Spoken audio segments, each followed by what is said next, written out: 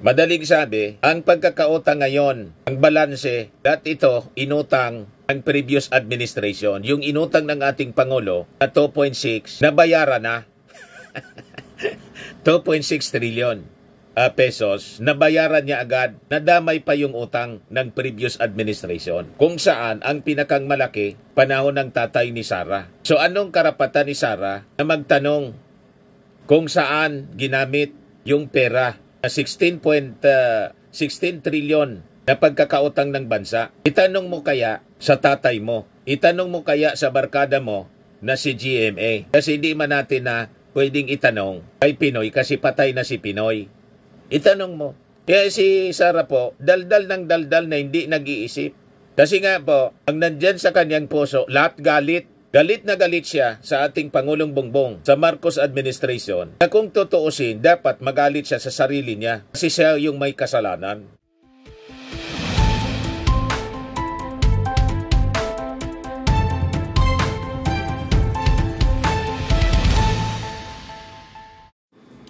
Hello po mga kababayan, mga tugang, mga manoy, mga manay. Si Dante Maravillas, Bicolano vlogger, broadcast journalist from Albay. So ngayon, pag-usapan natin yung mga mainit na balita ngayon. Yung ating Pangulong Bongbong Marcos, bumalik na sa ating bansa, galing sa official visit, working visit sa Japan sa World Expo 2025. Wala nang pahipahinga. Diretso po sabak sa trabaho. Habang si Sara Duterte, sabi dito sa balita, sa world tour din para magpakalat ng lagim. Yan, BP Sara on global tour to rally sympathy for Duterte.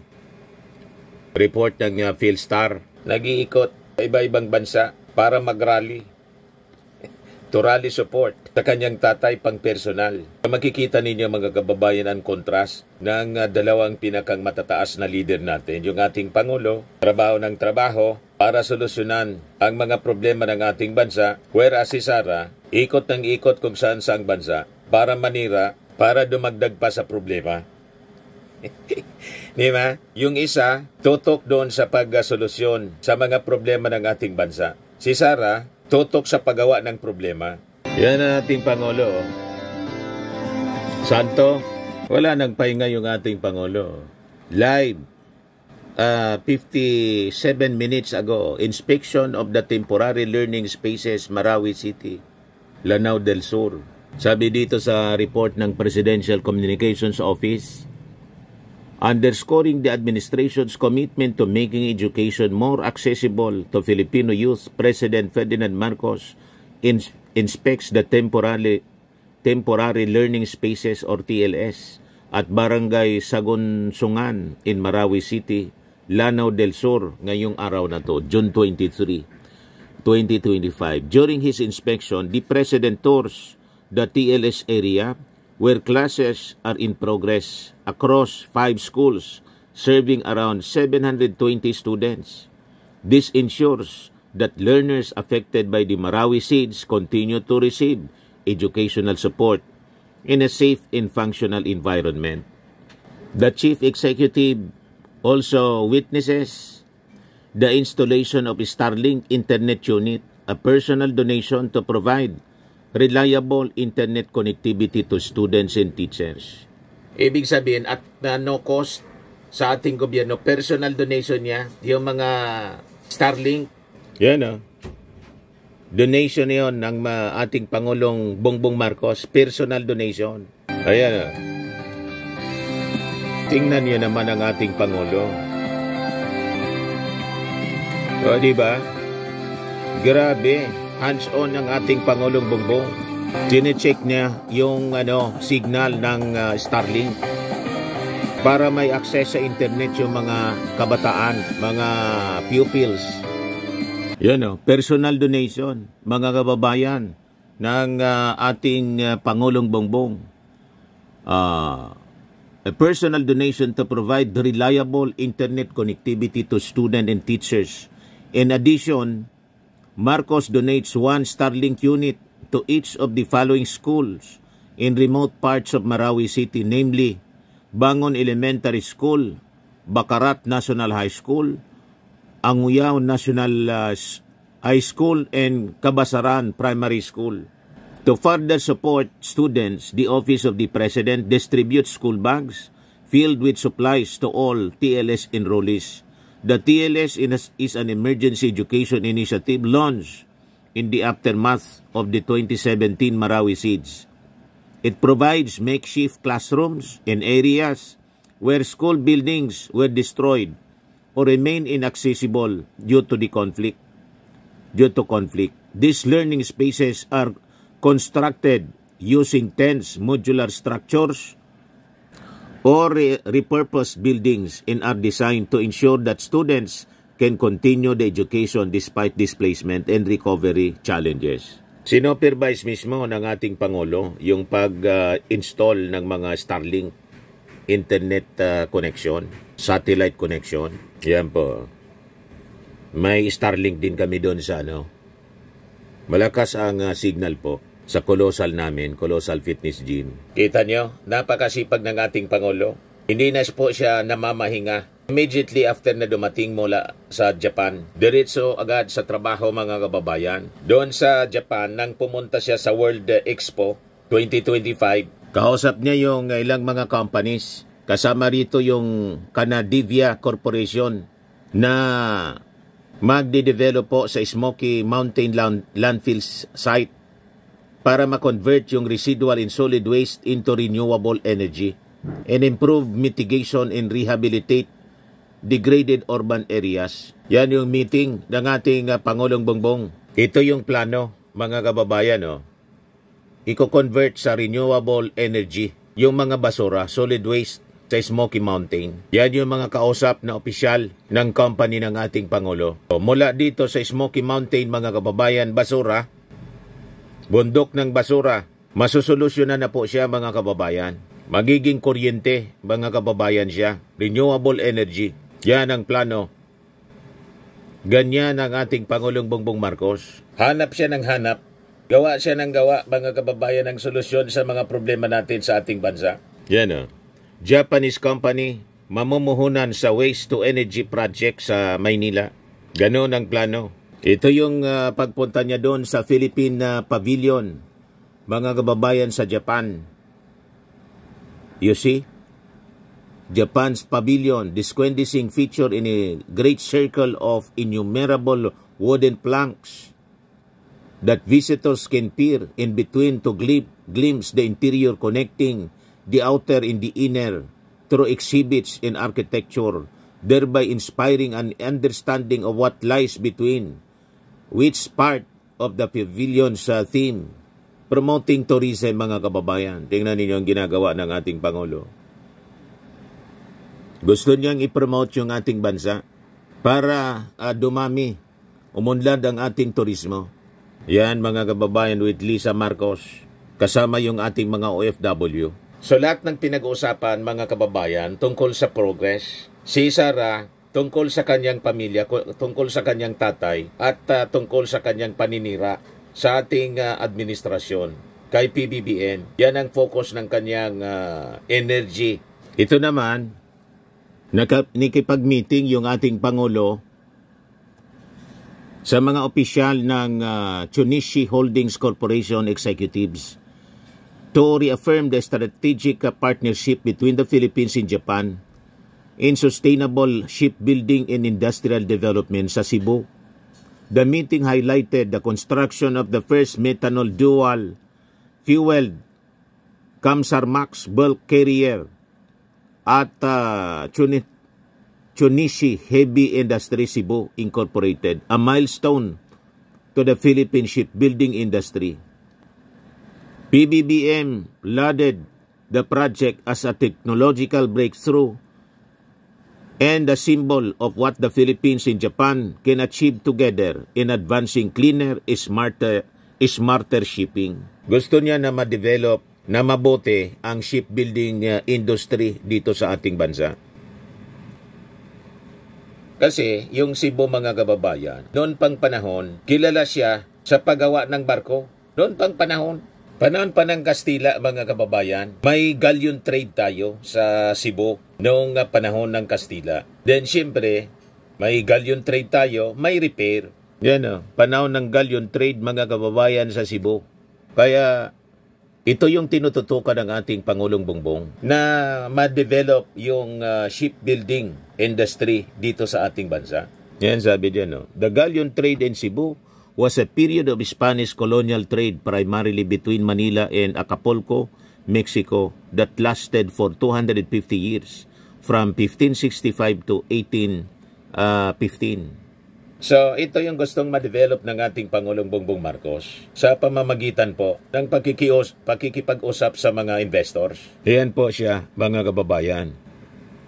So, makikita ninyo, lahat para sa pag-unlad ng bagong Pilipinas ang pinagkakaabalahan ng ating Pangulong Bongbong. In kontra, si Sara po, nag-iikot para sa rally, para sa kanyang tatay. At ang masama, sige po ang panira, kanyang pag-iikot. Pati yung San Juanico Bridge natin siniraan. Nairita daw siyang makita yung San Juanico Bridge kung bakit tinawag na tourist spots. Tourist destination. Imagine that. Napaka-toxic mga kababayan itong si Sara Duterte. Yan, sabi dito sa balita, BP Sara on global tour to rally sympathy for Duterte. Sa report po ng Philstar, sabi dito, what is Vice President Sara Duterte's real agenda in Australia? This was among concerns raised by House of Representatives spokesperson Princess Abante as Duterte has seemingly embarked on a global junket for political gain. Sabi ni Princess Abante mga kababayan kahapon, always as an elected official, the time you spend in and out of the country, whether for personal or official reasons, everything should be for the people, not for personal gains, so that the trust, public funds, and mandate given to us by the Filipino people are not wasted, sabi po ni Abante. As critics previously noted, Duterte is seeking political sympathy from overseas Filipino workers for her jailed father, former President Rodrigo Duterte. The older Duterte has filed a motion for interim release to a third-party country currently pending decision from the ICC. You convince the government of Australia, sabi po ni Sara, because Australia is a member of the ICC, to look into the case of President Duterte, the injustice that he is receiving from the ICC. Imagine mga kababayan, ang kanyang pananaw, inustisya sa dating Pangulo ang pagharap niya sa kasong crimes against humanity. Paano naging injustice yun? Ang injustice po, yung sa mga biktima ng EJK. You are facing justice. The judges of the ICC para bigyan ng hustisya yung mga biktima. Baliktad yung pananaw mga kababayan ni Sara Duterte. Yung kanyang tatay na perpetrator ng crimes against humanity, yun na ngayon yung biktima ng inustisya. Paano nangyari yun? Di ba po mga kababayan? At binabaliktad ni Sara.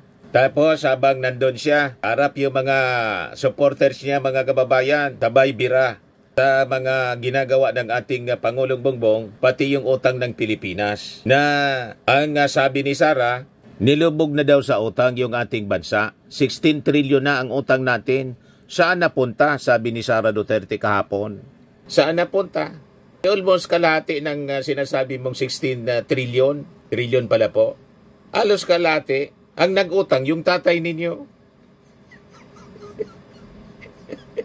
Daldal ng daldal mga kababayan si Sara Duterte. Saan daw ginamit yung 16 trilyon? Yan o. Yung ating Pangulo, ang inutang lang is 2.6 trilyon. Kung saan, nagbayad din siya ng 2.9 trillion debt as of 2025. More than sa amount ng kanyang inutang. Di ba? Ikay Digong, ilan yung inutang mga kababayan? Ayan o, 7.4 trillion ang inutang. Yung ibang amount ng utang natin mga kababayan na kasama sa 16 trillion ngayon, mula pa nung panahon ni Arroyo, 2.4 trillion ang inutang ni Arroyo. Si Aquino, 1.4 trillion. Yung kanyang sinundan, si Pinoy, na presidente. Pero si Digong, yan o, Sabi dito, the former President Duterte leaves Marcos with 13.4 trillion debt all in all as of June 2022. So namana pa yung 13.4 trillion. Ngayon, nag-utang din yung ating Pangulo ng 2.6 trillion. Pero binayaran niya as of the 2025 ngayon, 2.9 trillion more than sa inutang niya. Madaling sabi, ang pagkakautang ngayon, ang balanse, dati ito inutang ang previous administration. Yung inutang ng ating Pangulo na 2.6, nabayaran na. 2.6 trillion pesos, nabayaran niya agad, nadamay pa yung utang ng previous administration. Kung saan, ang pinakang malaki, panahon ng tatay ni Sara. So anong karapatan ni Sara na magtanong kung saan ginamit yung pera na 16 trillion na pagkakautang ng bansa? Itanong mo kaya sa tatay mo, itanong mo kaya sa barkada mo na si GMA. Kasi hindi man natin na pwedeng itanong kay Pinoy kasi patay na si Pinoy. Itanong mo. Kaya si Sara po, daldal ng daldal na hindi nag-iisip. Kasi nga po, ang nandyan sa kanyang puso, lahat galit. Galit na galit siya sa ating Pangulong Bongbong, sa Marcos administration, na kung tutuusin, dapat magalit siya sa sarili niya. Kasi siya yung may kasalanan. Pamilya niya yung may kasalanan. Sila yung nang-aaway. Sila yung namimirwisyo. Nakita ninyo? Ang tawag niyan dito sa amin, balubagi. Gabos na naman balubagi ngaya. Ang pigigibo ni Sara. Sige sa nangibo ni istorya para manira sa ating Pangulong Bongbong. Alam na alam namin yung istorya po. And we have records. Tulad ng pagkakautang ng ating bansa na ang almost half ng inutang, ang 16 trillion na sinasabi po ninyo, 7 million plus. Trillion plus. Yung tatay ninyo yung nag-utang. Napakalinaw, 7.4 trillion. Kaya sabi ng mga netizen, sabi ni Rolando Kabagi, di na nahiya. Kapalmoks. Sabi ni Mel Baluan, itanong mo kay Mang Kanor. Sabi ni Eli Salde, hirap talaga pag di nagtatrabaho, hindi updated si Inday Garutay.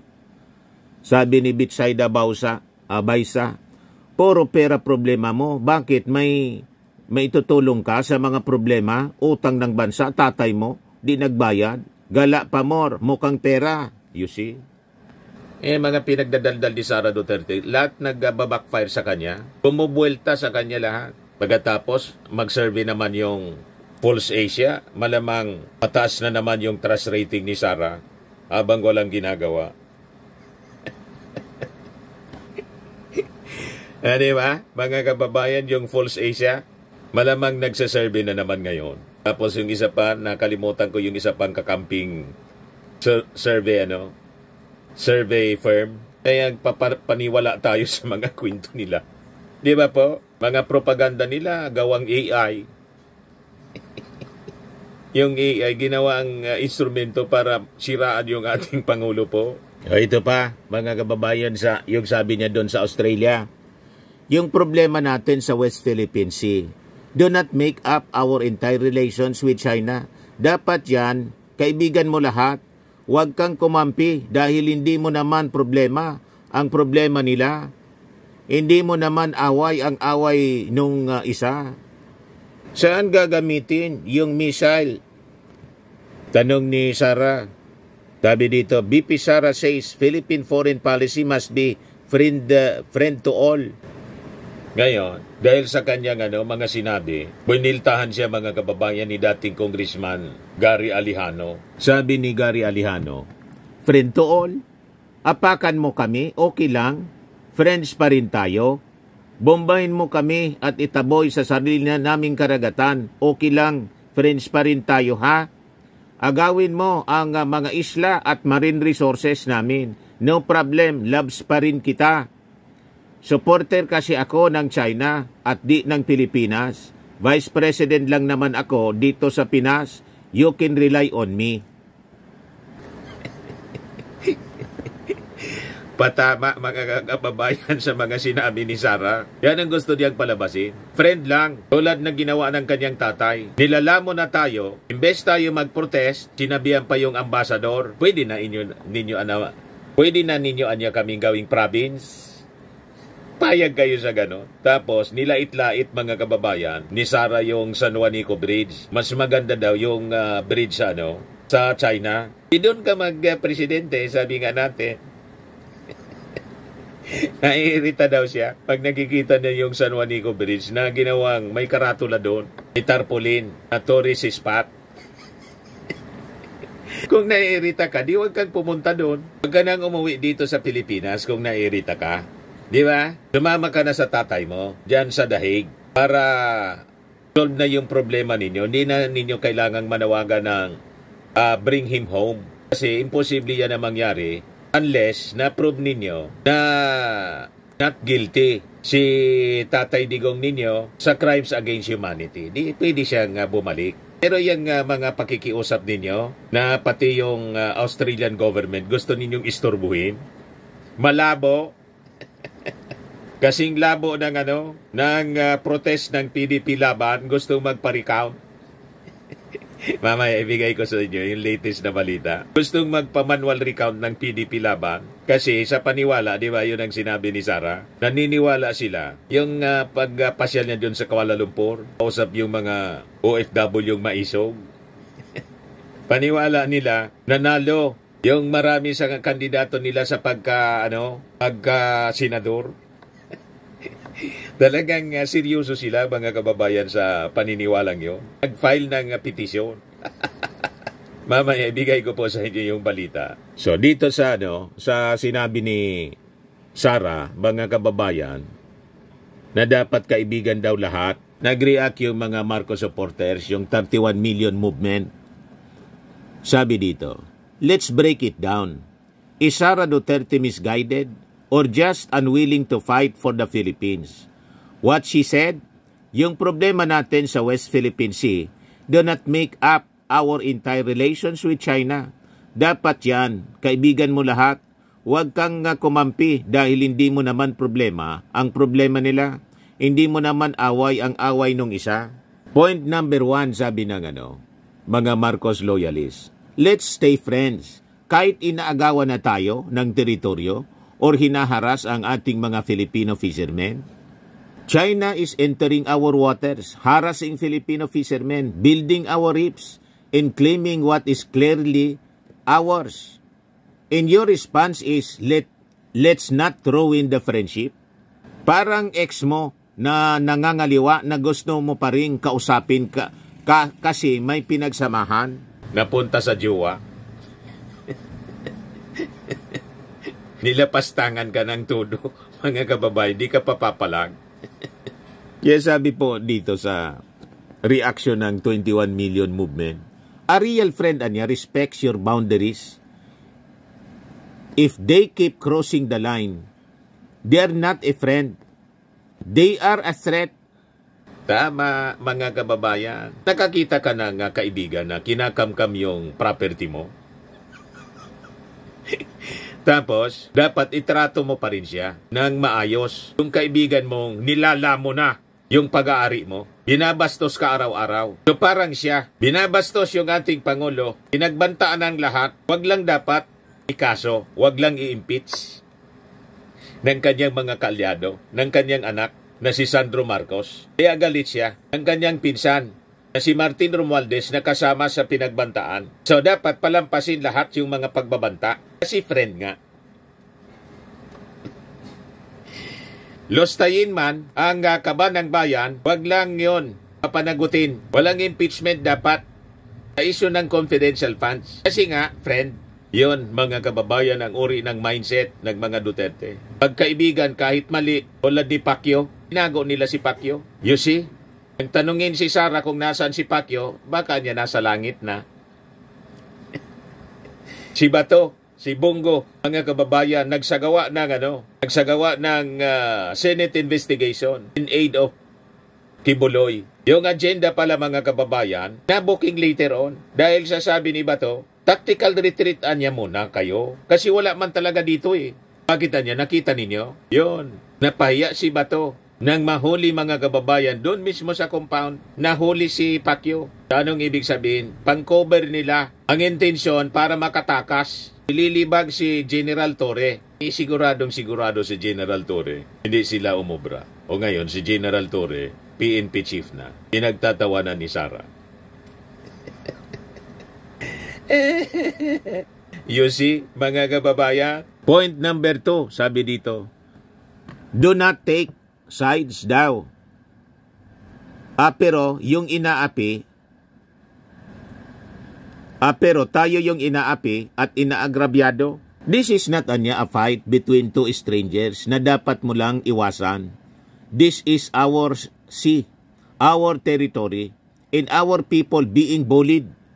And you say, don't take sides. Kanino ba talaga pumapanig si Sara Duterte? Sa Pilipino o sa nananakop?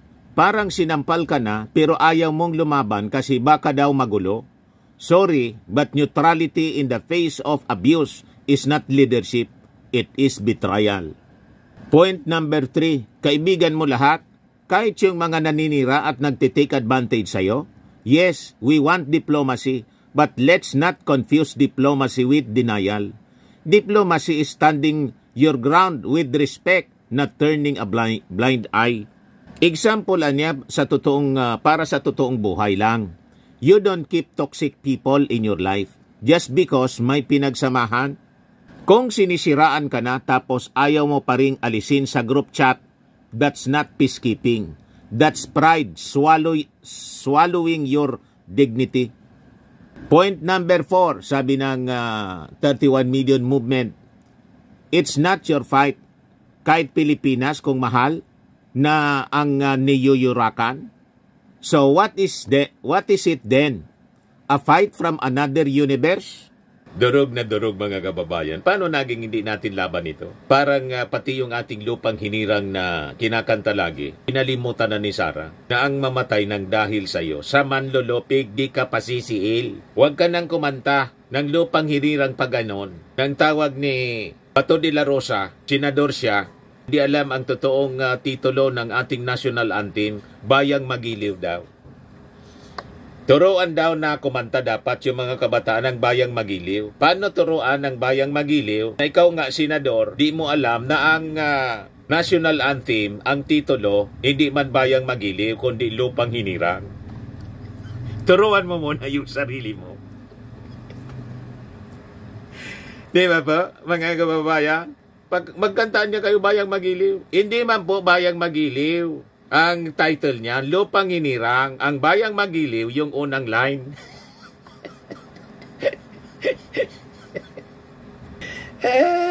Ignoramos. Mano ka naging senador? Kaya, umupong senator judge, ang ginawa, tumayo ang abogado ni Sara. Kaya iya yung Senado, mga kababayan dito sa mga Duterte senators. So ano anya kung hindi natin laban? A fight from another universe? No, this is our territory. Our food source. In our future as a nation. This is not just about politics. This is about sovereignty, survival, and self-respect. And when a public official says, stay out of it, it's like saying to our Philippine Navy, our Philippine Coast Guard, and Filipino fishermen, kayo na bahala dyan, ayokong makasira ng relasyon sa China. Kawawa talaga, mga babayan, pag si Sara ang naging Pangulo. Pag ganyan ang kanyang paninindigan, mga kababayan. Malamang mawalan tayo ng bansa. Kawawa ang Pilipinas, mabuti siya. Isa siyang half German, pwede siyang umuwi sa Germany. At yung tatay niya, half Chinese, pwedeng tumira sa Beijing. Di ba? Pero tayo yung mga totoong Pilipino, mga kababayan. Si Sara, bumisita nga doon sa mga kamag-anak niya sa Germany. Kasi yung nanay niya, German, lahi ni, magkalahi ni Hitler. German Shepherd. Di ba? Point number 5, sabi rito. Independent foreign policy or China-dependent loyalty. You cannot claim independent foreign policy while clearly tiptoeing around China like they hold your leash. true independence means standing up for your country, even when it's inconvenient. You don't call yourself strong and independent, then bow down to every whims of China. Final verdict, Sara Duterte is not standing up for the Philippines. She's cheerleading China's bullying. Sara Duterte's position on the West Philippine Sea is not neutral, not patriotic, and definitely not leadership, sabi po ng 31 million movement. It's pro-China. Prep talk disguised as diplomacy. This is not about choosing gulo. This is about choosing the Philippines. Hindi ito chismis na pwede mong iwasan. Ito ay usapin ng bayan, ng dangal, ng kinabukasan ng Pilipinas, ng ating inang bayan. If a leader cannot stand up when we are being stepped on, then maybe she's not leading. And you know what she is really doing. She's babysitting China's ego. And that's not what the Filipino people deserve. Yan ang sabi po ng 31 million movement. Tapos saan daw gagamitin yung missile? Hindi niya maintindihan yung tinatawag na deterrence. Kung hindi niya naintindihan ang ibig sabihin ng deterrence, wala siyang karapatan na maging leader ng ating bansa. Pag-aralan na muna niya ang ibig sabihin ng deterrence. Kasi ang lagi nilang sinasabi, narrative nila, tayo, papalakas tayo ng ating armed forces, nakipag-alyado tayo sa Amerika kasi gusto nating narrative siya ng China kasi. Ayaw kasi ng China, mga kababayan, malakas yung ating defense para madali tayong lusubin. Tapos, ina-accuse tayo ng China na gusto nating pumasok sa gulo. Anong pumasok sa gulo? Kayo ang pumapasok sa gulo. Kami will just defend. Kaya nga, yung aming armed forces is for our defense. May Department of National Defense kami. And every country has the right to defend itself. Kung gusto ninyo, talagang ganun kayo, hindi kayo naniniwala sa deterrence, bakit yung China, develop, modernize ng kanilang defense. O di, lahat ng mga armaments ng mga bansa sa mundo, dapat i-destroy natin. Tama? Kaya lang hindi po pwede po. Kasi ang ugali ng tao, pag hindi ka malakas, hindi ka maganda, lalamunin ka ng mga karatig bansa. Yan ang natura kasi ng tao. Magnasa ng hindi kanya. Nakita ninyo ang gira sa Israel and Iran? Pinagnanasaan ang ipinamana ng Diyos mismo sa Israel. The Holy Land. Pinag-interesan. Napakaliit ng bansa yung Israel, yung neighboring countries, mga kababayan, the Arab nations and Muslim countries, napakalawak, hindi pa nakontento. Talagang yung ipinamana ng Diyos mismo, napakaliit na lupa. Sa mga Jewish people, yun pa ang yun ang pinag-interesan. Kaya may gulo ngayon. And the Jewish people has that right to defend because pinagbabantaan sila, walang tigil ang pagbabanta na i-wipe out ang Israel from the face of the earth. Imagine that. Kaya pumasok na po yung Amerika. And because sa pagpasok ng Amerika, mga kababayan, yun, pati tayo dito nakikigulo. Pati si Robin Padilla, nag-react na. Sabi ko nga, ayusin mo na ninyo yung gulo from your ranks. Yung mga DDS, nagsisibel war na. Nag-away-away na dahil sa kwarta. Makikisali ka pa sa conflict ng Iran at Israel and America. Ginagamit nilang propaganda dito sa issue ng West Philippine Sea. Huwag kami, malinaw ang pag-iisip namin. Mabutit kalyado tayo ng Amerika. We have a mutual defense treaty. And dinemo ng Amerika sa pagbubumba sa 3 nuclear facilities ng Iran that America is the mighty power unmatched by any country in the world. Tama lang yung ating alliance. Kasi, unang-una, yung values natin parihas with the American people. Democracy tayo, with the same values with the Israeli people. Si Muslim, mula sa pagiging Katoliko, nag-Muslim. Bahala din siya. Hindi kumampi siya sa Iran kung gusto niya. Pero tayo po, dapat tayong kumampi sa Amerika. Unang-una, ka-mutual defense treaty natin. At sa Israel. Kasi, ang Israel is the chosen people. Kahit hindi kayo maniwala, hindi mababago nang hindi ninyo, with your unbelief, ang katotohanan na ang Israel The Jewish people is the chosen one ng may likha ng langit at lupa at ng universe. Hindi ninyo mababago yan with your unbelief. Bakit? Pwede ninyong baguhin ang plano ng Diyos? Hindi ninyo kayang baguhin ang plano ng Diyos. Ang ginawa ng Diyos, hindi ninyo baguhin kahit hindi kayo maniwala. Tama po?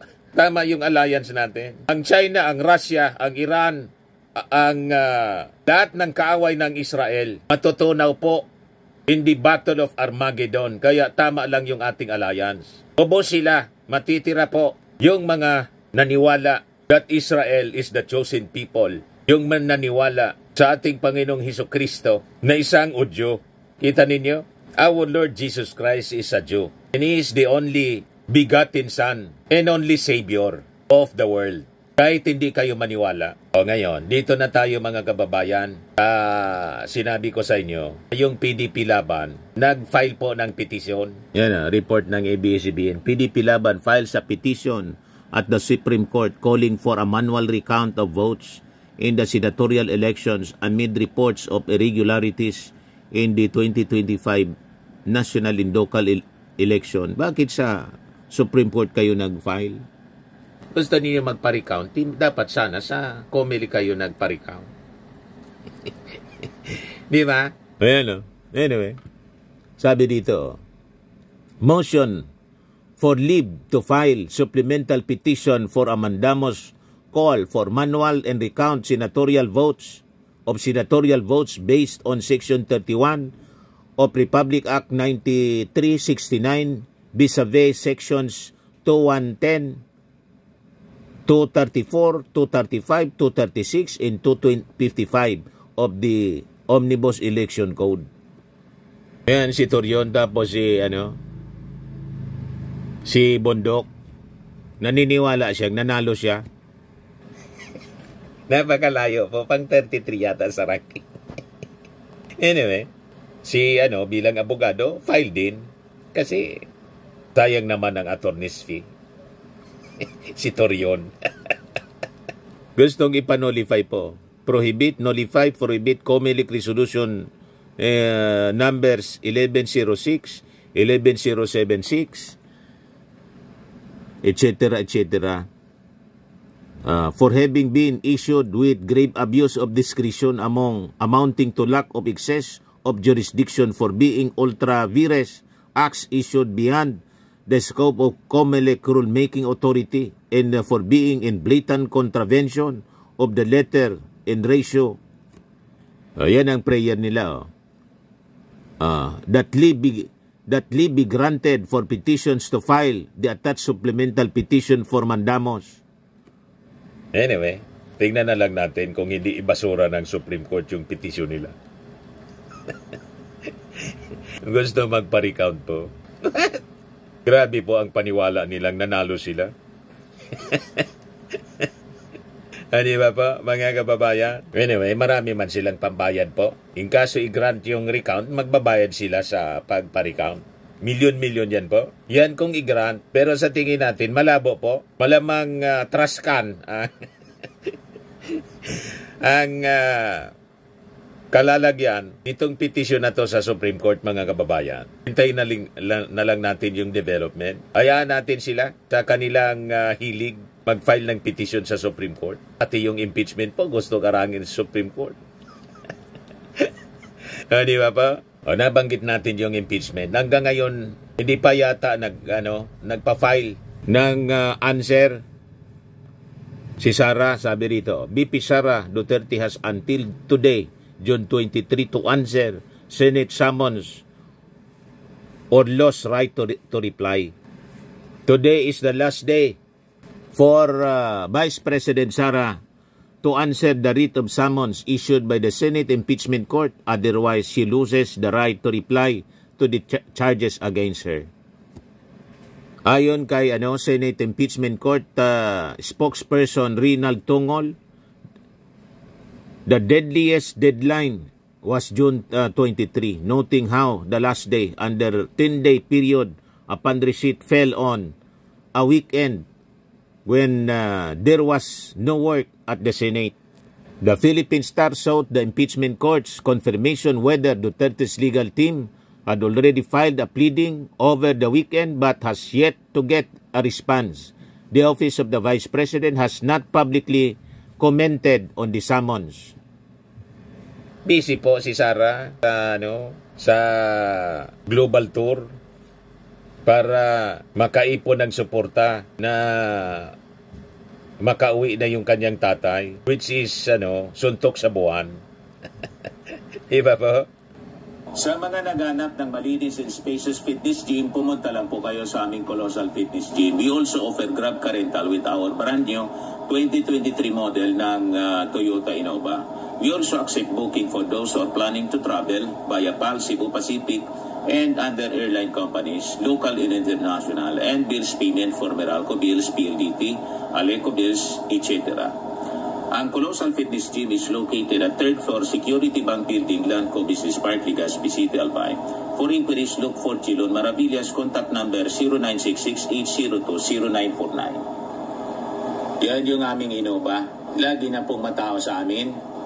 Pati mga foreigners po, tingnan ninyo, mga British tourists sila. Ang lalaki ng katawan na, mga kababayan, nag-gym sa amin. Ito naman po, Indian National. Ito mga mga European sila. Ito naman yung bago naming product na binibenta online, iGlow Serum. Whitening po siya galing sa South Korea. Tingnan ninyo yung epekto sa aking anak na architect entrepreneur, Riz Maravillas. For inquiries, look for Riz Maravillas on FB. Ito naman po, Firmax Framing and Lifting Cream. Pinapahid po ito sa mga pulses and affected area. Mahina po ito sa mga pains at paninigas na mga kaso-kasoan. Ito po, Automax Radiant Serum. Sa mukha naman yung application. Anti-aging po siya. You will look 10 years younger than your age. Sa mga cancer patients naman po, baka lang gusto ninyo itong itry. Nengsia Red Mixed Fruit Drink. Hindi man po siya gamot, food supplement siya. Kaya lang, gawa siya mga kababayan sa Good Cheap Berry.